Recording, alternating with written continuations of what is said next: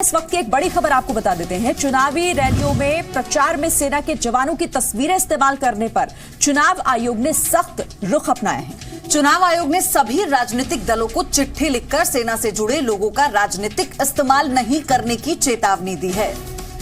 तो चुनाव आयोग इस मुद्दे पर सभी दलों को बुलाकर बातचीत भी कर सकता है। आपको बताएं कि आयोग ने अपने पुराने निर्देश का हवाला देते हुए कहा है कि राजनीतिक पार्टियां किसी भी तरीके से जवानों की तस्वीरों का इस्तेमाल अपने प्रचार के लिए नहीं करेंगी। ये तमाम राजनीतिक पार्टियां और नेता सतर्कता बरतें और चुनाव प्रचार में डिफेंस पर्सनल और डिफेंस फोर्सेस के कामों की तस्वीरों का इस्तेमाल ना करें। वहीं चुनाव आयोग ने कहा कि रक्षा मंत्रालय की ओर से आयोग के संज्ञान में लाया गया है कि राजनीतिक पार्टियां, उनके नेता और उम्मीदवार अपने इलेक्शन प्रोपोगेंडा के तौर पर विज्ञापनों में डिफेंस पर्सनल की तस्वीरों का इस्तेमाल कर रहे हैं। मंत्रालय ने आयोग से गुजारिश की थी कि इस संबंध में जरूरी निर्देश जारी किए जाएं। विपक्षी पार्टियां बीजेपी और मोदी सरकार पर पुलवामा आतंकी हमले को लेकर, साथ ही बालाकोट एयर स्ट्राइक को लेकर राजनीति करने का आरोप लगाती रही हैं। रक्षा मंत्रालय की गुजारिश पर चुनाव आयोग का आदेश जारी करना विपक्षी नेताओं के लिए करारा जवाब है। और डिटेल्स के लिए सीधा रुख कर लेते हैं, हमारे संवाददाता रवि त्रिपाठी हमारे साथ जुड़ गए हैं। रवि, पूरी खबर बताएं और क्या जानकारी है इस खबर को लेकर?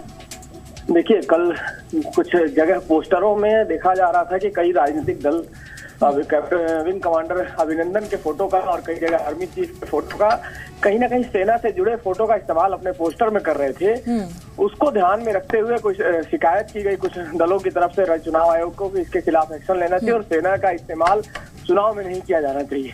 जिसके बाद से चुनाव आयोग ने बाकायदा पूरा प्रेस रिलीज जारी करके कहा जाए ऑर्डर दिया और सब चुनाव आयोग, सभी चुनावी जो इतने पार्टियां हैं, राजनीतिक पार्टियां हैं, सबके महासचिव और अध्यक्ष को ये लेटर भेजा गया है कि अपने चुनावी प्रचार के दौरान किसी भी पोस्टर में किसी भी सेना के अधिकारी का या फिर सेना के जवान का तस्वीर न लगाए, इसका राजनीतिक न करें, नहीं तो इसके लिए उनके खिलाफ कार्रवाई भी की जा सकती है।